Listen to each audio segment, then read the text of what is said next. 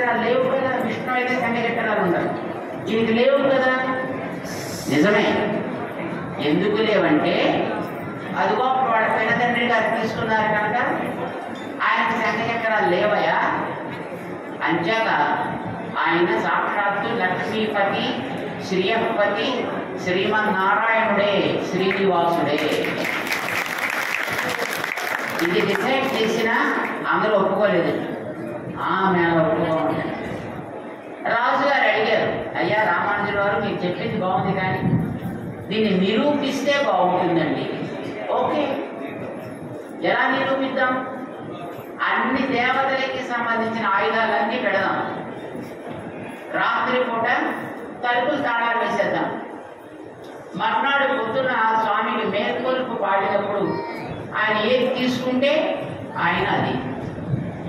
అలా తీసుకుంటాండి విగ్రహం. మీరు విగ్రహం అనుకుంటున్నారు, నేను ఆయన సాక్షాత్తు పరబ్రహ్మం అనుకుంటున్నా. ఆయన సాక్షాత్తు దేవదేవుడు, అందుచేత ఆయన తప్పకుండా తీసుకుంటాడు. మీకు నమ్మకం ఉంటే మీరు చూడండి, లేకపోతే చెక్ చేసుకోండి అంటే అందరూ కూడా ఆభరణాలు అన్ని లోపల పెట్టారు, తలుపులు వేశారు. అయినా అందరికీ భయం. అంచేత ఆలయాన్ని చుట్టూ కూర్చుని భజనలు చేస్తూ కూర్చున్నారు రాత్రి అంతా. మర్నాడు పొద్దున్నే రాజుగారు వచ్చి తలుపులు తీశారు. ఆ స్వామి శంఖ చక్రాలు పట్టుకుని నిలబడ్డాడు. ఇంకా కాదనడానికి లేదు కదా. అయినా అలా శంఖ చక్రాలు ఆయన పట్టుకుంటే తనంతా తాను తీసుకుంటే అది పద్ధతి కాదు. శంఖ చక్రాలు ఒకళ్ళు వెయ్యాలి భుజాలకి, ఒకళ్ళు స్వీకరించాలి. శంఖ చక్రాలు వేసేవాళ్ళు ఏమంటారు? గురువు గారు అంటారు. శంఖ చక్రాలు తీసుకునేవాళ్ళని ఏమంటారు? శిష్యులు అంటారు. లేదా గురువు గారు ఇవ్వాలి, శిష్యుడు తీసుకోవాలి, అది నియమము. అందుకోసం రామానుజుల వారు మీరే వెంకటేశ్వర స్వామికి శంఖ చక్రాలు ఇవ్వండి అని రాజుగారు కోరితే రామానుజుల వారు వెంకటేశ్వరుడికి శంఖ చక్రాలు ఇచ్చారు. శంఖ చక్రాలు ఇచ్చినప్పుడు బొట్టు కూడా పెడతారు. అంచేత పుండ్ర ధారణ కూడా చేశారు. రోజు అభిషేకం జరిగేది వెంకటేశ్వరుడు, కానీ రోజు జరగడం మంచిది కాదు. విగ్రహాలు కదా, క్రమంగా అది అవయవాల్లో తరుగుదల ఏర్పడుతుంది. అందుచేత ప్రతి శుక్రవారం మాత్రమే అభిషేకం చేయాలి. హలో, నేను ఒక్కసారి పని చేయడానికే పాస్వర్డ్ పెట్టా దాని మీద. దానికి ఏమంటారు? Single time password.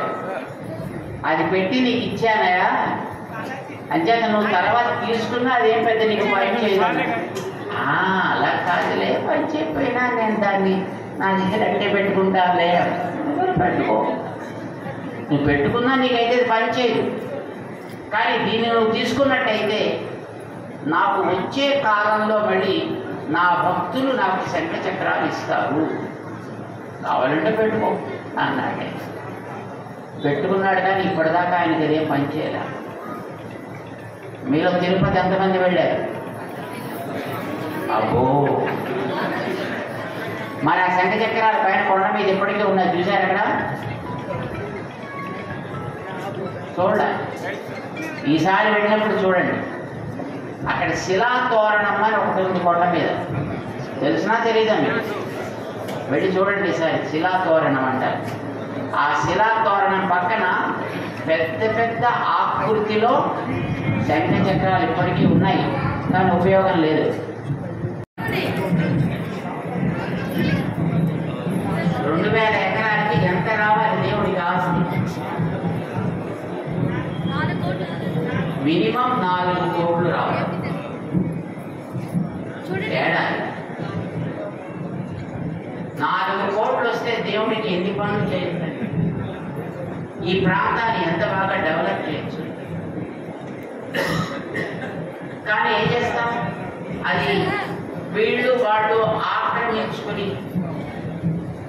వీళ్ళ ఆదరు వాళ్ళే కాదరు వెనకాదలు చూసుకుని దేవుడికి చెందించాల్సిన ఆస్తిని దేవుడికి ఇవ్వకుండా ఆక్రమించుకు తినే మనస్తత్వాలు ఏర్పడడంతో పాపం ఇంకో ఇప్పుడు వచ్చిన ఎమ్మెల్యే గారు రెండు పడితో డెవలప్ చేయక తండాలు పడాల్సినటువంటి అగత్యం వచ్చింది.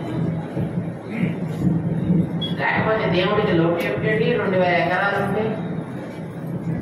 ఈ ఊరందరినీ కాదు, మొత్తం ఈ ప్రాంతానందరినీ ఆయన చక్కగా పాలించవచ్చు. అందరికీ ఎన్నో సౌకర్యాలు కలిగించవచ్చు, ఎంతో చదువులు అందరికీ వచ్చేట్టు చేయొచ్చు, ఎన్నో ఆరోగ్యం ఉండేటట్టు చేయొచ్చు, ఎంతో మందికి ధార్మికత అలవాటు చేయొచ్చు, ఎంతో మందికి సంప్రదాయాన్ని నేర్పచ్చు, ఎన్నో చేయొచ్చు. ఆయన దగ్గర పాపం లీజుని తీసుకున్నాడు కొంత ల్యాండ్. ఎంత తీసుకున్నాడు అంటే 100 ధనుస్సుల పొడుగు, 100 ధనుస్సుల వెడల్పు. ధనుస్సు అంటే ఎంతో అది మీరు తర్వాత తెలుసుకోవాలి.